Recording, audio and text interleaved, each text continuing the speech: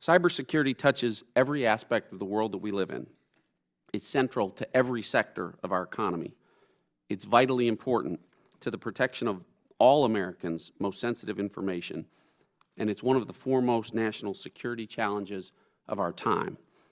Our collective ability to combat these threats, with government and the private sector working together, will be one of the defining public policy challenges of our generation. Today, the Homeland Security Subcommittee on Cybersecurity and Infrastructure Protection meets to hear from key stakeholders on the current state of private sector engagement for DHS's cybersecurity mission. As chairman of this subcommittee, I don't take the responsibility that we as lawmakers in this room have lightly. In a world of rapidly evolving threats, we have been entrusted to be part of the solution, and I believe that today's hearing will be an important piece of this ongoing effort. DHS's cyber mission includes a robust portfolio of existing private sector partnerships, including information sharing and analysis organizations, the Cyber Information Sharing and Collaboration Program, sector coordinating councils, and the Automated Indicator Sharing Program. Specifically, we hope to learn how these partnerships can be improved and what more DHS can be doing to ensure that these programs and activities are meaningful, substantive, and effective. Today, the private sector entities, including U.S. critical infrastructure owners and operators, are on the front line of conflict in cyberspace.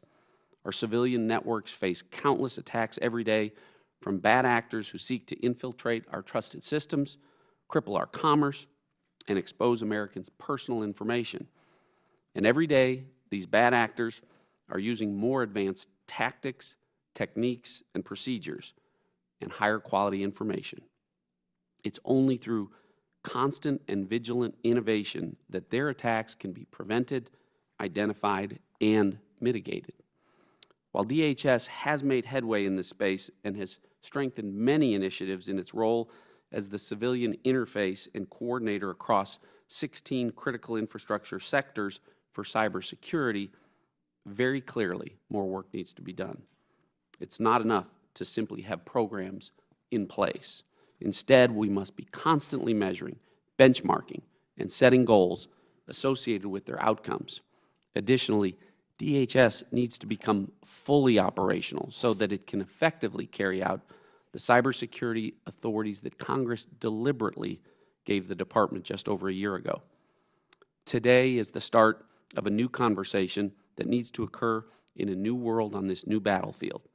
And the start of a new administration provides a clean slate, a perfect opportunity to regroup and reassess before moving forward, an opportunity to ensure that our efforts and resources are aligned with the threat landscape that we face right now. Several weeks ago, in a Homeland Security hearing in this room, I was pleased to have the opportunity to discuss with Secretary Kelly the importance of DHS's cyber mission. What I told him and what I know the rest of this subcommittee joins me in reinforcing is that we stand ready to pedal as fast as his agency and the entire Trump administration demands, because the stakes are too high to do anything less right now. In the cyber domain, we're constantly learning new lessons, and it's only by incorporating the knowledge into existing programs and processes that we can continue to move towards greater collaboration and better secured networks. Because while the private sector is on the front lines of our cyber challenges, the federal government, and DHS in particular, has an important role to play as a force multiplier to provide the private sector with every advantage available to defend itself. In the 115th Congress, this subcommittee will be legislating and conducting rigorous oversight to further strengthen DHS's civilian cyber mission.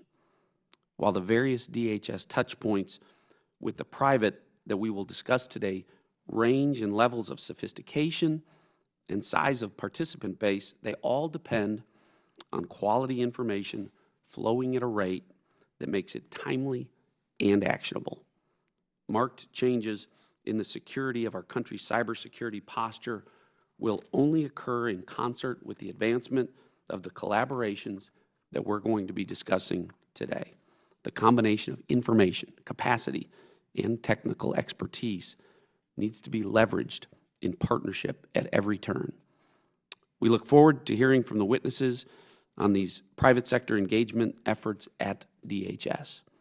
Our goal on this topic is to make sure that the private sector has every opportunity and every reason to take full advantage of DHS's cybersecurity programs so we can continue to work to secure cyberspace. Again, thanks to our witnesses for your willingness to be here today to share your expertise.